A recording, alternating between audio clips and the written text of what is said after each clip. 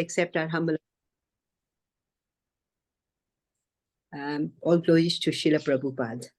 Reading Canto 1, Chapter 8, verse 37.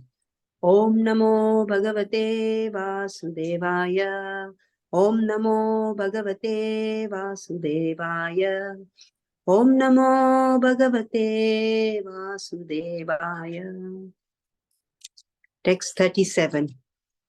Api adyanastvam swakrite hita prabho jihasashi swit surado anjivinaha yesam na chanyad bhavata padambujat parayanam rajasu yojitam hasam.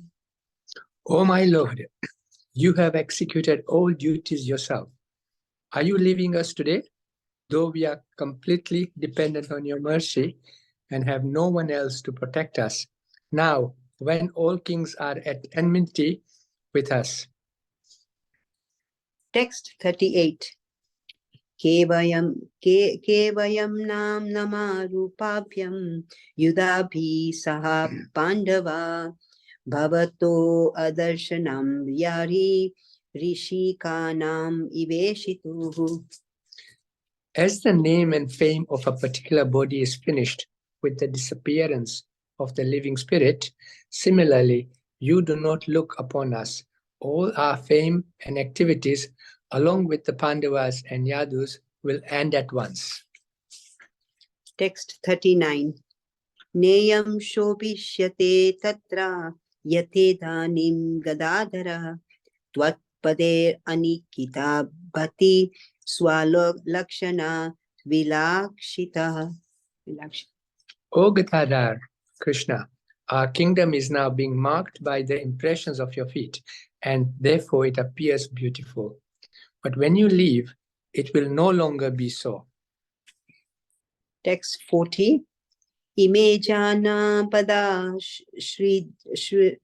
shraddaha supagvasati viruddha vanadri nadi udanvanto hi adante tava vikshite. All these cities and villages are flourishing in all respects because the herbs and grains are in abundance. The trees are full of fruits. The rivers are flowing. The hills are full of minerals and the ocean full of wealth. And this is all due to your glancing over them. Text 41. Atha vishesha vishvatman vishwamurte swakeshu me sneha pasam imam chindi dridam pandushu vrishnishu. O Lord of the universe, soul of the universe, O personality of the form of the universe, please, therefore, sever my ties of affection for my kinsmen, the Pandavas and the Vrishnis. Text 42. Tvai me anyaya vishaya mati madhupate asakrit ratim udvahata adha gange vogam adanvati. O Lord of Madhu, as the Ganges forever flows to the sea without hindrance, let my attraction be constantly drawn unto you without being diverted to anyone else. Text 43.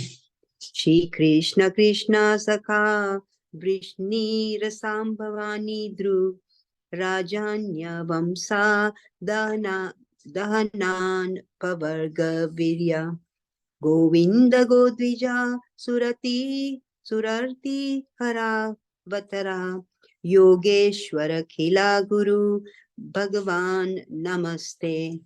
O Krishna, O friend of Arjuna, O chief amongst the descendants of Vrishni, you are the destroyer of those political parties which are disturbing elements on this earth. Your prowess never deteriorates. You are the proprietor of the transcendental abode, and you descend to relieve the distresses of the cows, the brahmanas, and the devotees. You possess all mystic powers, and you are the preceptor of the entire universe. You are the Almighty God, and I offer you my respectful obeisances. Text 44. Sutta uvacha prithayetham kala padahe padaha parinuta khilodaya mandam jahasa vaikunto mohayan eva mayaya. Sutta Goswami said, the Lord, thus hearing the prayers of Kunti Devi, composed in choice words for his glorification, mildly smiled. That smile was as enchanting as his mystic power. Text 45. Tambadam iti upamantrya pravishya gaja savayam striyascha swapuram yashyan premna rajna nivarita. Thus, accepting the prayers of Srimati Kunti Devi, the Lord subsequently informed other ladies of his departure by entering the palace of Hastinapur. But upon preparing to leave, he was stopped by King Yudhishthir, who implored him lovingly. Text 46. Pyasadyer Ishware had nahe Krishne na bhuta karmana prabodhito apiti hasher na buddhyata sucharpita. King Yudhishthir, who was much aggrieved, could not be convinced, despite instructions by great sages headed by Vyas and the Lord King Krishna himself, the performer of superhuman feats, and despite all historical evidence. Text 47. Aharaja dharma sutas chintayan suradam vadam prakritenatmana vipraha sneha moha vasangataha. King Yudhishthir, son of Dharma, overwhelmed by the death of his friends, was aggrieved just like a common materialistic man. O sages, thus deluded by affection, he began to speak. Text 48. Aho me pashyata jnanam hridi rudam duratmanah parakshyasya dehasya bhavyo me shohinir hatah. King Yudhishthir said, O my Lord, I am the most sinful man. Just see my heart, which is full of ignorance. This body, which is ultimately meant for others, has killed many, many phalanxes of man. Text 49. Baladvija Sura Mitra Pitra Bratra Guru Druha Nameshyan Nirayan Moksho Hiapi Varsa Yuta Yute. I have killed many boys, brahmanas, well-wishers, friends, parents, preceptors, and brothers.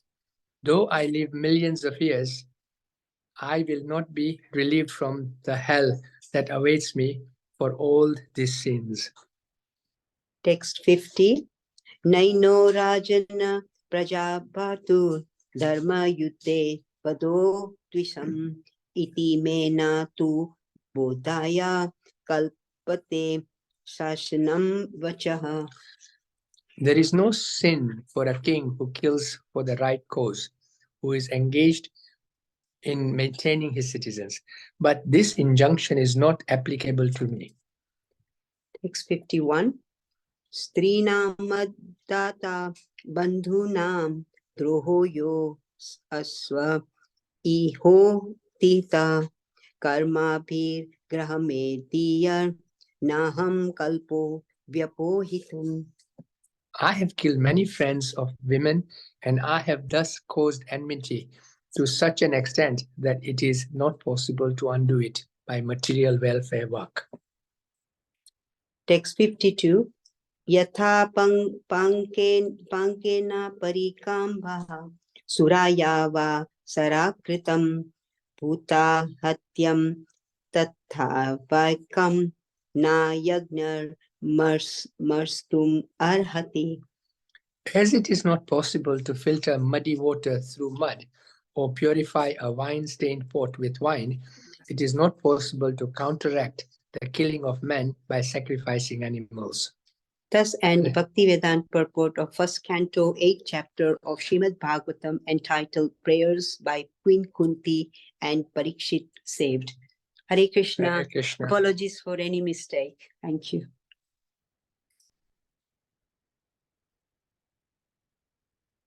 Hare Krishna, thank you so much, Mangali Mataji. And Sham Prabhu, thank you so much. Very well recited, very well pronounced as well, both the Sanskrit and the English. Thank you so much. So the particular verse for today is going to be, do forgive me, my computer's been playing up a little bit. Just wanted to make sure you can all hear me okay? Yes, Prabhuji. Okay, thank you. So today's verse is Srimad Bhagavatam, Canto 1, Chapter 8, verse number 50. So say the prayers. Om Namo Bhagavate Vasudevaya. Om Namo Bhagavate Vasudevaya. Om Namo Bhagavate Vasudevaya. Narayana Namaskritam Naram Chaiva Narotadam Devim Saraswati Vyasam Tato Jayamudiriye Nashtashu Bhadreshu Nitya Bhagavata Sevaya Bhagavatamutam Shloke Bhakti Bhavati Naishtaki Nainoragya Prajapartu Dhamma Yudeva Dodvisham Iti Me Natu Bodhaya Kalpate Shashanam Vacha. Word for word translation. Na, never. Ina, sins. Ragya, of the king. Prajapartu, of one who is engaged in the maintenance of the citizens. Dharma, for the right cause. Yude, in the fight. Vadaha, killing. Dvisham, of the enemies. Iti, all these. Me, for me. Na, never. Tu, but. Bodhaya, for satisfaction. Kalpate, they are meant for administration. Shashanam, injunction. Vachaha, words of. Translation. There is no sin for a king who kills for the right cause, who is engaged in maintaining his citizens. But this injunction is not applicable to me. Purport by His Divine Grace, A.C. Bhaktivedanta Swami Srila Prabhupada Ki Jai. Maharaj Yudhishthira thought that although he was not actually involved in the administration of the kingdom, which was being carried on well by Duryodhana without harm to the citizens, he caused the killing of so many living beings only for his personal gain of the kingdom from the hands of Duryodhana. The killing was committed not in the course of administration, but for the sake of self-arrangement, and such that he thought himself responsible for all the sins. So I'll just recite the invocation prayers. Om Jnana Timrandasya Jnana Jana Shalakaya Chakshur Malatam Yena Tasme Shri Gurave Namah Shri Chaitanya Manobishtam Stapitam Yena Bhutale Swayam Rupa Kadamayam Tadati Swapadantikam Vandeham Shri Guru Shri Yuta Padakamalam Shri Gurun Vaishnavamscha Shri Rupam Sagrajatam Sagana Raghunatam Vitam Tam Sajivam Sadvaitam Savadutam Parijana Saitam Krishna Chaitanya Devam Shri Radha Krishna Padan Sagana Lalita Shivishakam Vitamscha Hare Krishna Karuna Sindhu Dina Bandhu Jagapate Gopesha Gopika Kanta Radha Kanta Namustate Tapta Kanchana Gaurange Radhe Vrindavaneshwari Vishabhana Satadevi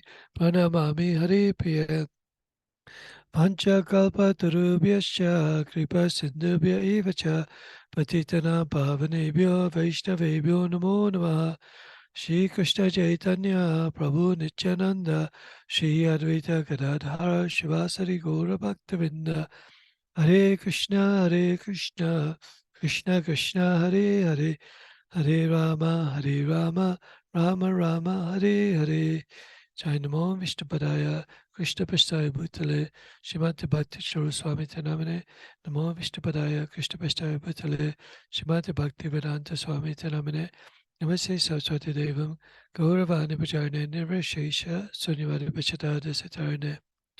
Thank you very much for all of you joining in for tonight's chat session.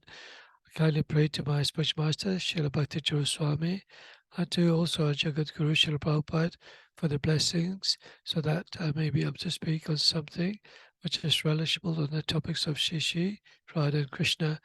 And also ask for the blessings of all the devotees who are actually joining into the chat today as well, to give me your blessings so I can speak something and not make any mistakes too.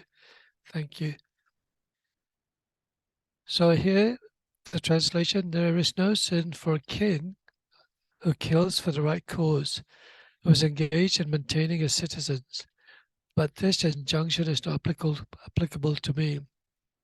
So for the purport, Srila Prabhupada is actually explaining that Yudhishthira Maharaj is feeling very guilty during the Kurukshetra war that so many millions of innocent people had been killed.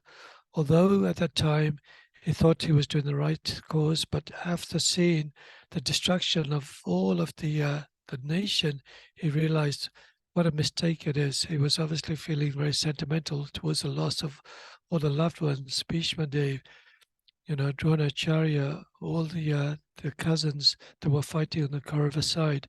But at that time, the situation was provoked several times by the way the Kauravas were treating the Pandavas. And even Krishna, he tried to mediate the issues before it escalated into a big war between the two clans, the Kauravas and the Pandavas. He actually said, please, why don't you give them a village, to the Pandavas? You can have the rest of the kingdom. That's all I wanted. Yudhishthira Maharaj said, we were happy just to have one village. And when Krishna did actually relay the message, Duryodhana said he would not even give them any land which is even the size of the tip of a pin. So that's how envious Duryodhana was. He was not even prepared to give to his own cousins any portion of land where they could actually maintain their own dynasty. But here, Yudhishthira Maharaj is feeling very sympathetical towards all the fellow kinsmen that has been killed.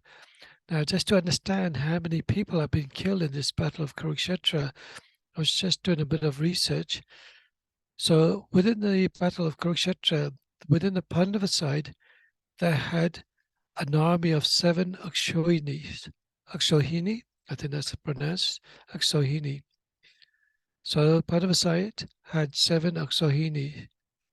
With the Kaurava side, they had a total of 11 Akshohinis. So you could see that the Kaurava were already slightly bigger in army.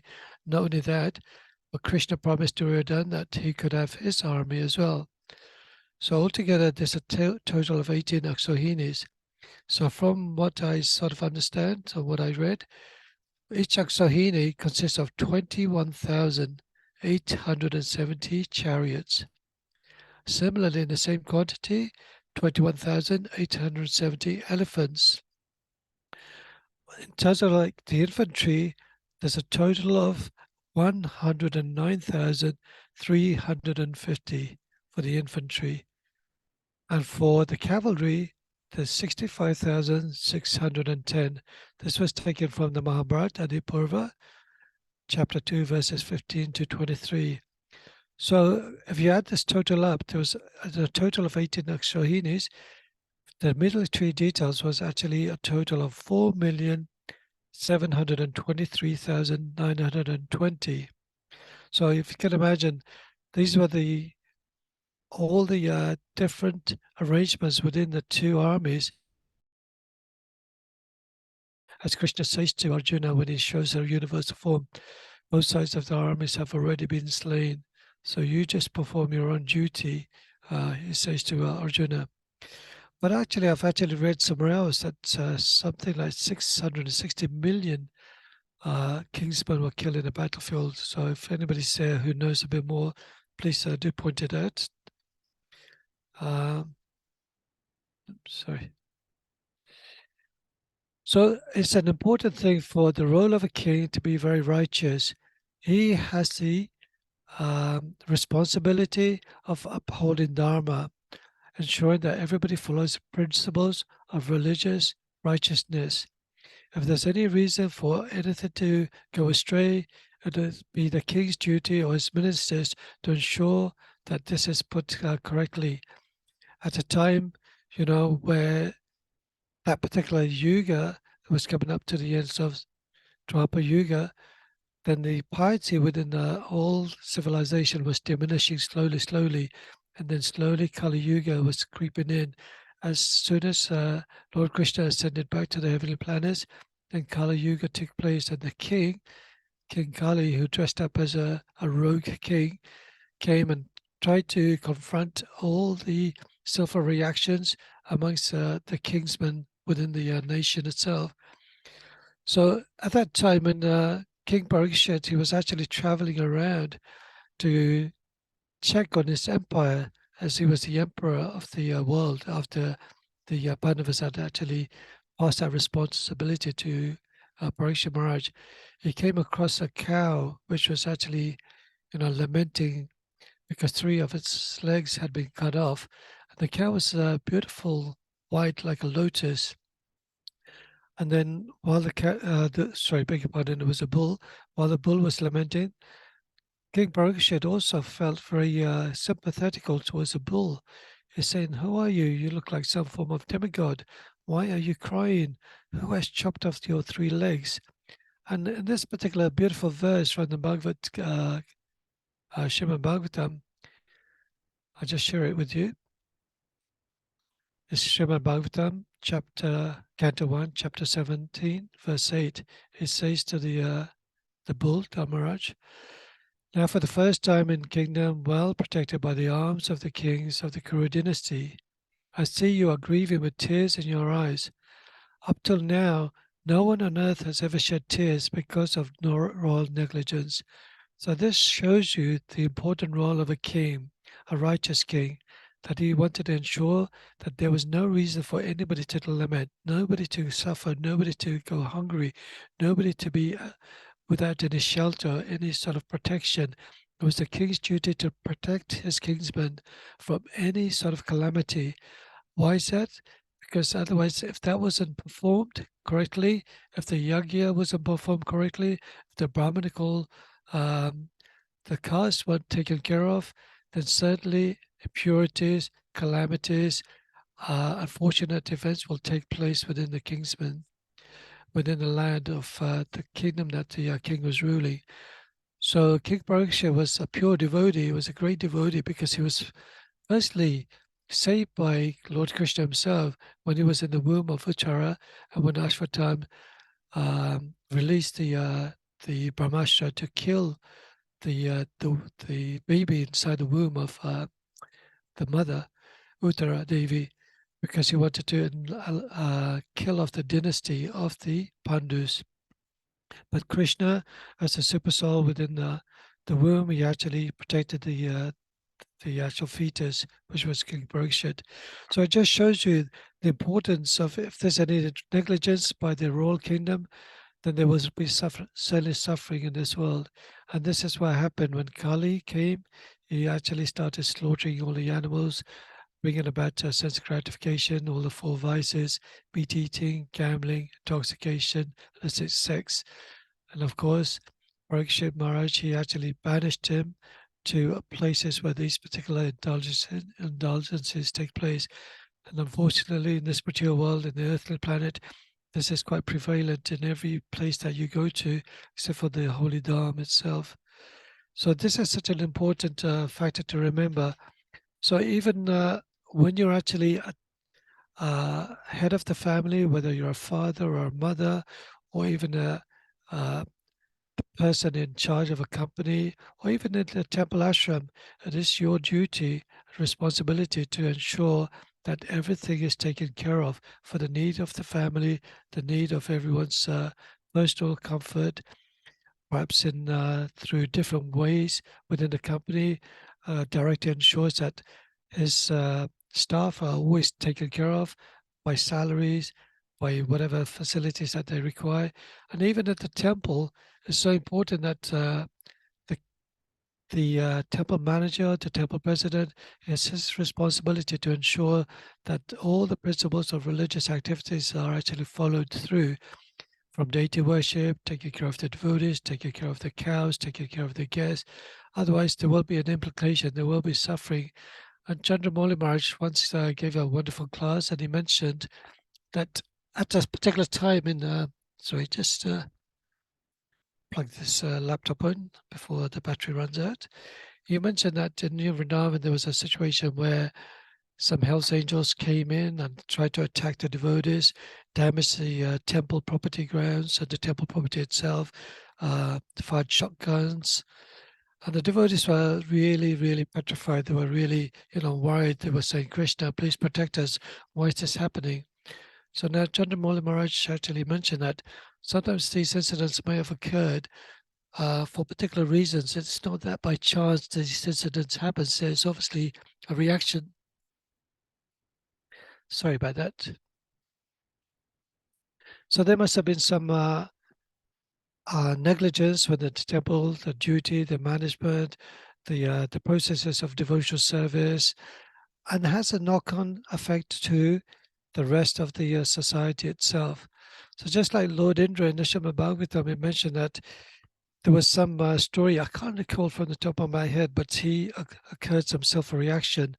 And as a result, he had to suffer those self-reactions. It was quite a heinous crime he committed. Now, he suffered, but at the same time, because he was a celestial Devata, because he was the king of heaven, there had to be a responsible person who was pure by nature to rule that particular heavenly planet.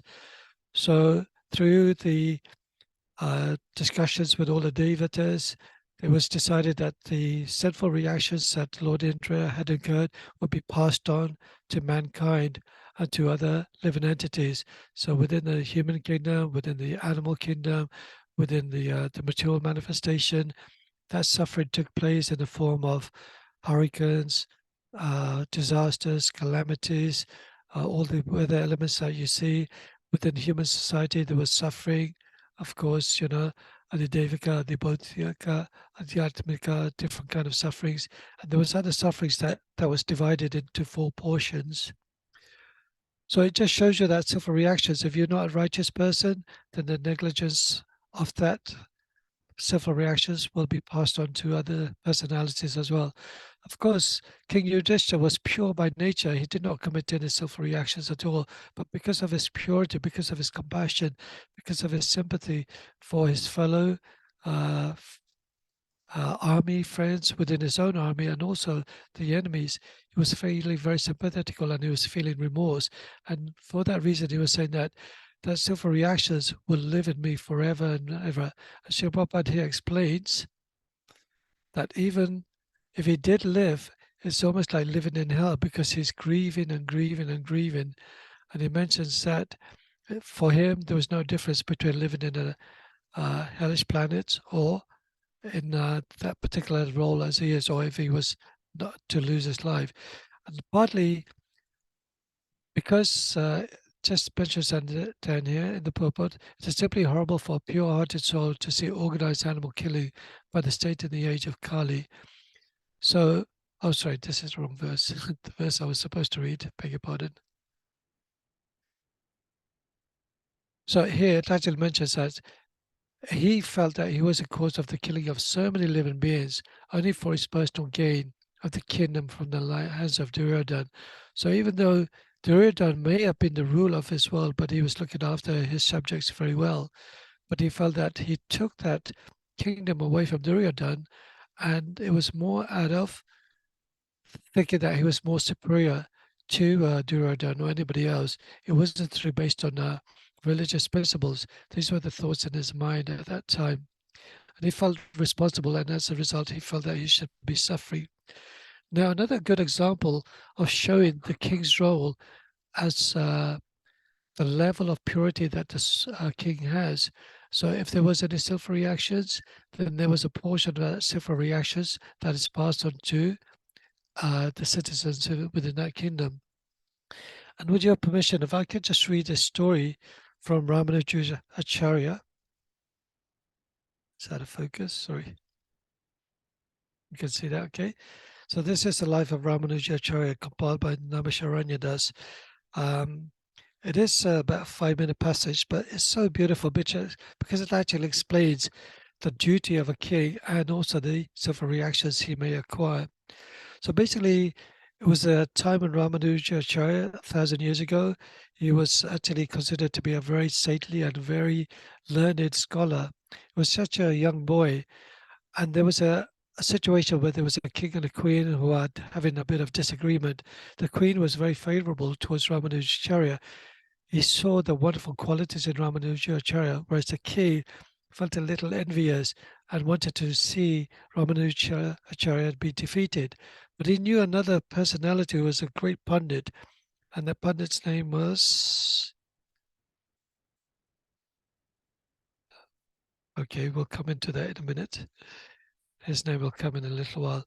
Sorry, it's been a long time since I read this, but I just remembered this particular story because it's so relevant to the particular verse we're reading. So I'll read. Meanwhile, in the royal court, a difference of opinion arose between the king and queen about Ramanuja Acharya. The king said, just as a cat plays with a mouse, so will Kolahala, that was his name, Kolahala. That's the other scholar. Defeat and destroy the boy. Kolahala had a lot of pride. He thought he was very superior to everyone else because nobody could defeat him at all. But the queen was more thoughtful, realizing that Ramanujacharya was no ordinary child. Just as a small spark, she said, can turn a mountain of cloth to ashes, so will this boy destroy the mountain-like pride of Kolahala. How can you really believe that this is possible? Exclaimed the king in amazement. If you truly have faith in the child, then you must make a wager to back your words. Very well, replied the queen. I will make a wager. If the boy does not defeat and humble the proud Kolahala, I will become the servant of your maidservant. This is certainly a mighty wager, said the king, but I will match it. If the boy defeats Kolahala, as you say, then I will give half of my kingdom. When the king and queen were thus exchanging wagers, the palanquin arrived and Yamanujacharya entered the palace. When Kolahala saw him, he looked at the queen and smiled sarcastically. Alabandara, he said, meaning, is this boy who will conquer me? Yes, replied the queen quietly. Alabandara, this is who has come to conquer you. So it goes on for the contest where there's certain questions that's been posed between one another. When the contestants were seated, Kolahala began to debate by putting simple questions on Sanskrit grammar to Yamanujacharya. When, however, he found that the boy could answer them with ease, he began to pose really difficult grammatical problems. But still, Yamanujacharya replied to them, all without difficulty. He then spoke to the great Pandit with a playful smile on his lips. Because I am just a boy, you are insulting me by asking these simple questions. Remember that Ashtavakra was no older than myself when he defeated Bandi, the court of King Janaka. If you judge a person's learning by his size, then surely it follows that the water buffalo will be greater scholar than yourself. Although Kolahala winced at these words, he controlled his anger and replied smilingly, well answered. Now it is your turn to put questions to me. Very well, Yamanujacharya responded. I will put 3 propositions before you, and if you can refute them, I shall accept defeat. Kolahala agreed and prepared to refute Yamanujacharya's statements. My first proposition is this. Yamanujacharya spoke out clearly and boldly, that your mother is not a barren woman. Refute this if you can. So in other words, he's telling the other Pandit that your mother is barren. Refute this if you can. So some of these examples, they may not specifically relevant to what I'm going to say or explain to you later on, but it's part of the story, so please bear with me. Hearing this, Kolahala remained silent. Had my mother been barren, my birth would not have been possible, he thought. How can I refute the statement? Seeing Kolahala as silent as a dumb man, all the courtiers were astonished.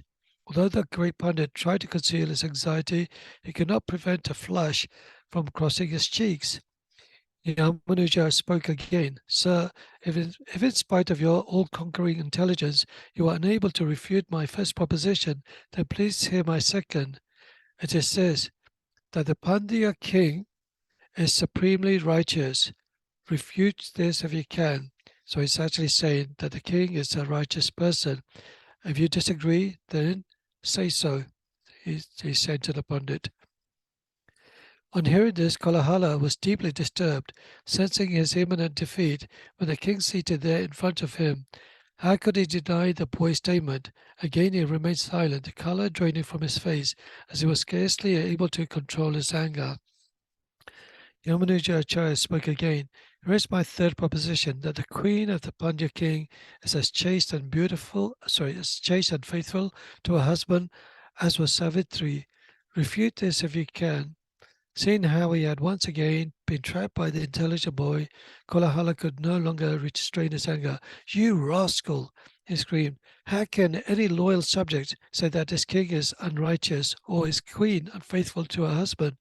It is true I have not replied to your statements, but that does not mean I am defeated. First, you must refute your own propositions, and if you cannot, you shall be put to death for the implications of your words and treason against the queen and king. When Kolahala shouted at these words, all the disciples and supporters cheered, but all those who favored Yamanuja Acharya cried, No, Kolahala is defeated. He simply let forth his anger because he could not refute the statements of Yamanuja Acharya as he promised to do. Thus an argument broke out in the palace, but in the midst of the contention, Yamanuja Acharya quieted them all by saying, Please stop this argument, for it is unnecessary. I shall refute all my propositions one by one. Please hear me. At this, everyone fell silent and turned their attention to Yamanuja Acharya, wondering how he could possibly do this and yet not offend the king and queen. So I'm just going to give you the answers in a minute. But in the meantime, I thought I'd share this story with you. Would anybody know to the answer which Yamanuja Acharya will answer to these particular questions, 3 questions?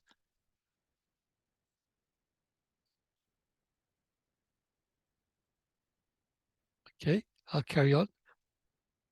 My first statement, he continued, was that our great Pandit's mother was not a barren woman.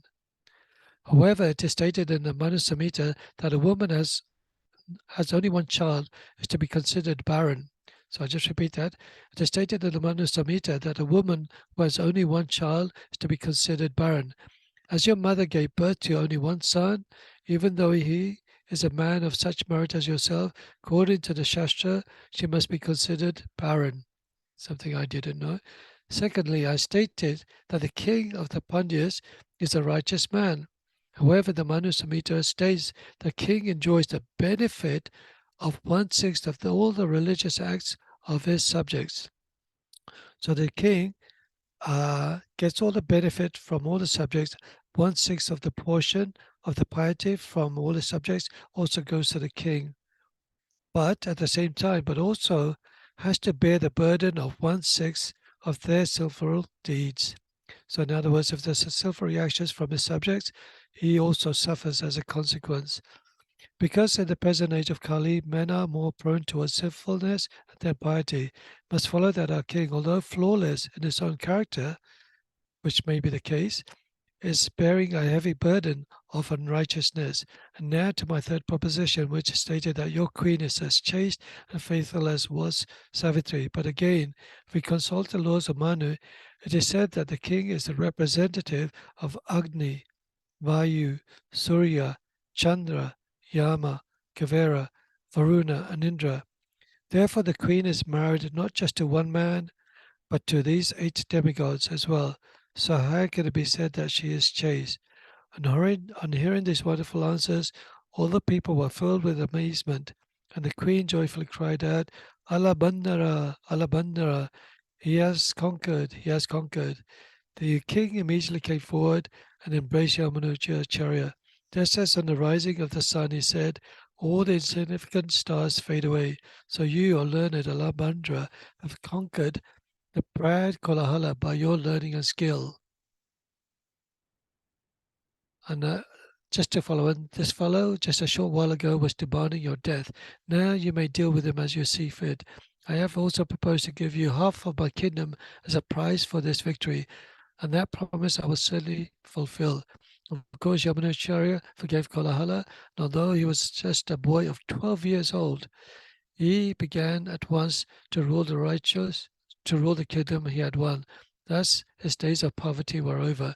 So I wanted to share that story just to show you, even though there may be a righteous king, but if his subjects are committed self-reactions, are not following Dharma, are not following religious principles, then that reaction will come to the king itself. And similarly, the spiritual master also, when he takes on the responsibility of accepting a disciple, he has to take on that burden of that disciple. So there is a certain self-reactions accrued by accepting this disciple. The disciple may also make mistakes, may also make offenses, may also fall down, unfortunately. So unfortunately, the burden will fall on the spiritual master. And it's actually seen that when the spiritual master actually conducts an initiation ceremony, such a beautiful ceremony that we've seen very recently with His Holiness Radhana Swami, some 80 disciples got initiated. But the spiritual master, after a few days, they feel very weak, they feel very poor, they feel very overwhelmed as well, because they've already seen the implications of taking on that burden, that sinful reactions from their disciples. But because the spiritual master is so compassionate, is following out the orders of his own spiritual master, following out the orders of the Supreme Personality of God and Krishna, he is happy to take on that burden, is happy to take that sinful reaction.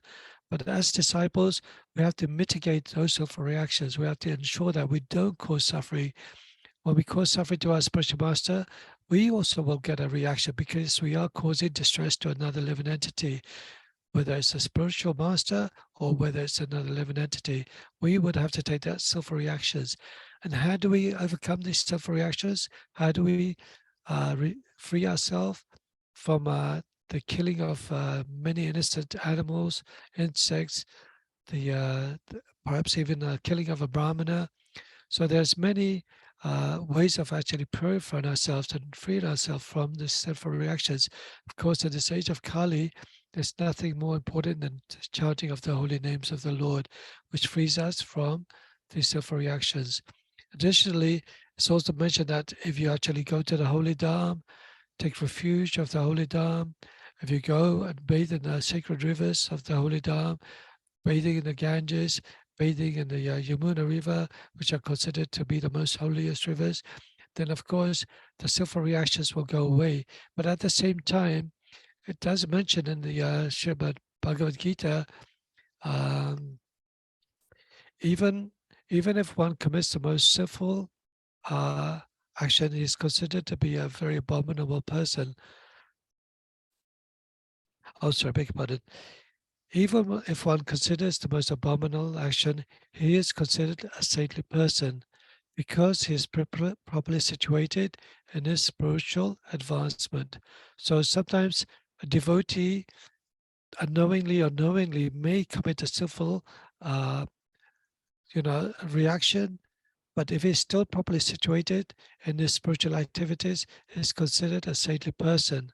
But it's so important to understand that in the purport, Srila Prabhupada actually mentions this is not like a license for devotees to carry on committing sinful activities and thinking that you will be free or Krishna will pardon you because you are trying to act as a devotee.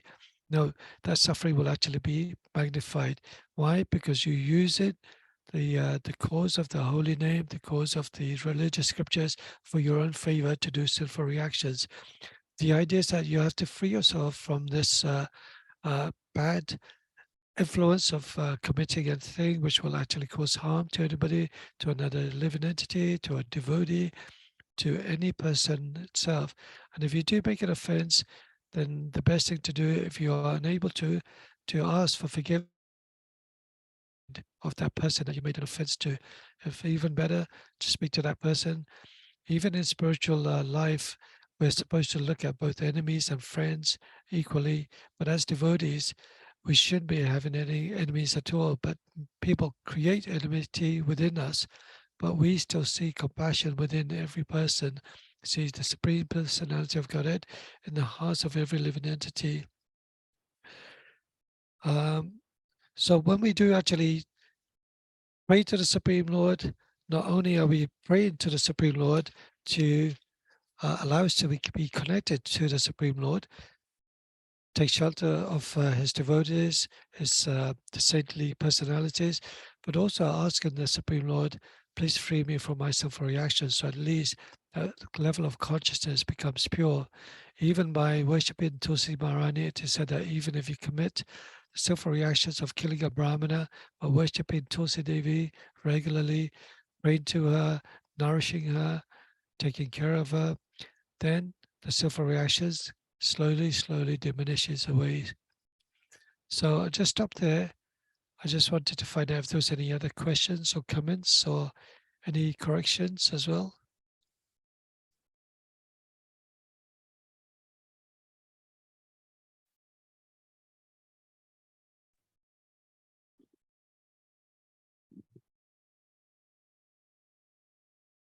You're still there. There's 23 devotees on the call.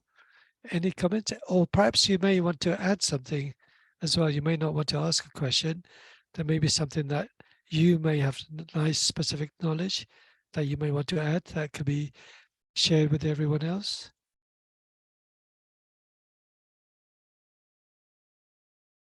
Okay. Now, and then I'll pass the, I'll go on to the next stage, which is a beautiful song, Parama Karuna, and this is going to be sung by Anju Mataji, and also the recitation, the English recitation will be by Mamta Mataji. So I'll just share that with Sorry, everyone. Prabhuji, it is not Mamta Mataji, it is Namrata Mataji. Oh, sorry, my That's all right.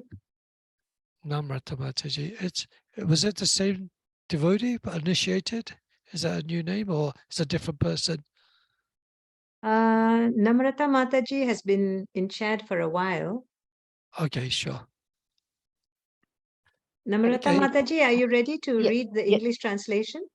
Yes, Mataji. Hare Thank Krishna, you. Hare Hare Krishna. Krishna. Hare Krishna, Prabhuji, my humble obeisances to all the assembled devotees. All glories to Srila Prabhupada. Okay, sorry, I'm just gonna, maybe I can see now. Okay, translation for the bhajan. Translation for the bhajan. Parama Karuna Pahu Dui Jana. English translation. The two lords, Nitai, Gaurachandra, are very merciful. They are the essence of all incarnations. The specific significance of these incarnations is that they introduced a process of chanting and dancing that is simply joyful. My dear brother, I request that you just worship Lord Chaitanya and Nityananda with firm conviction and faith. If one wants to be Krishna conscious by this process, one has to give up his engagement in sense gratification. One simply has to chant Hare Krishna, Hari Hari without any motive. My dear brother, just try and examine this. Within the three worlds, there is no one like Lord Chaitanya or Lord Nityananda. Their merciful qualities are so great that upon hearing them, even birds and beasts cry and stones melt. But Lochana Datta regrets that I am entrapped by sense gratification. Since I have no attraction for the lotus feet of Lord Chaitanya and Lord Nityananda, then Yamraja, the superintendent of death, is punishing me by not allowing me to be attracted by this movement. Hare Krishna. Hare Krishna, Prabhuji. Please accept my obeisances. Param karuna pahudui jananitai Gaurachandra. Param karuna pahudui jananitai Gaurachandra. Sab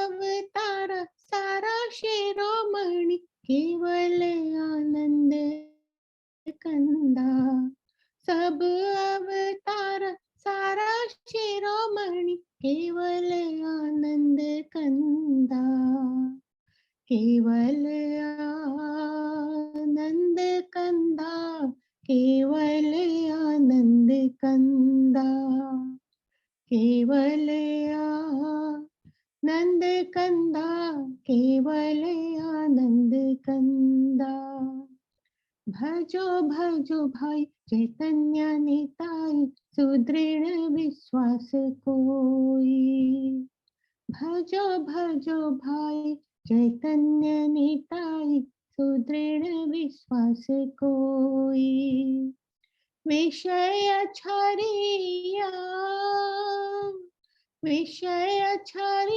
सेरा से मजिया मुखे बोलो हरि हरि विषय छरिया सेरा से मजिया मुखे बोलो हरि हरि मुखे बोलो हरि हरि मुखे बोलो हरि हरि मुखे बोलो हरि हरि मुखे बोलो हरि हरि देखो रे भाई त्रिभुवन नाई ये मोने दयाल दाता देखो रे भाई त्रिभुवन नाई ये मोने दयाल दाता पशु पक्षी जोरे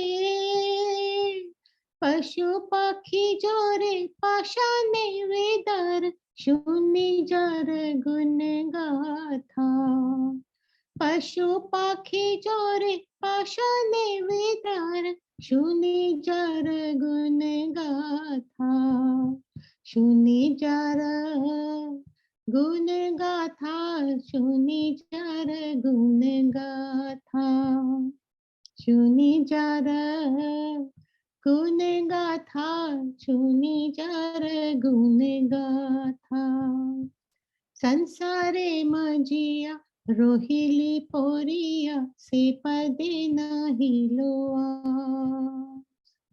संसारे मजिया रोहिली पोरिया से मदे नाही लोआ आपण करम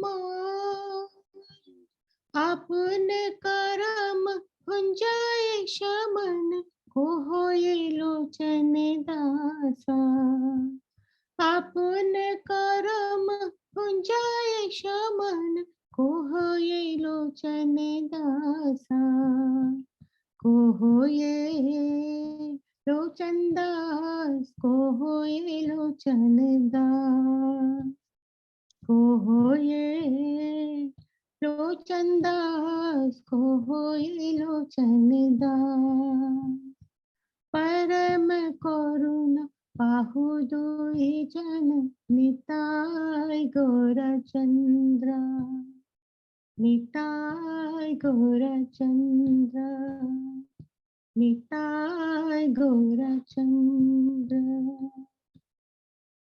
Hare Krishna. Jai, Hare Krishna. That was really beautiful. Are you Bengali? Sorry? Are you Bengali? No, I'm not Bengali. Oh, okay. No, the pronunciation was really nice. Thank Very you. nice.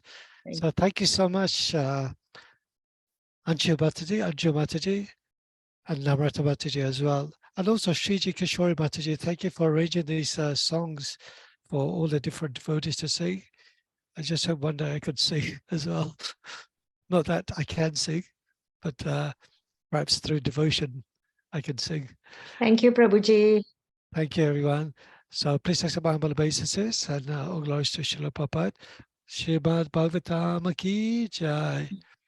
Patrubhyascha kripa sindhubhya eva cha patitanam pavanebhyo vaishnavebhyo namo namaha. Hari Bol. Hare Thank you. Krishna. Hare Bol. Thank Prabhuji, you thank for you. a beautiful class and a beautiful bhajan. Hare Krishna. Thank you. Hare Krishna. Pranams. Thank you, Prabhuji. Hare Krishna. Thank you, Prabhuji.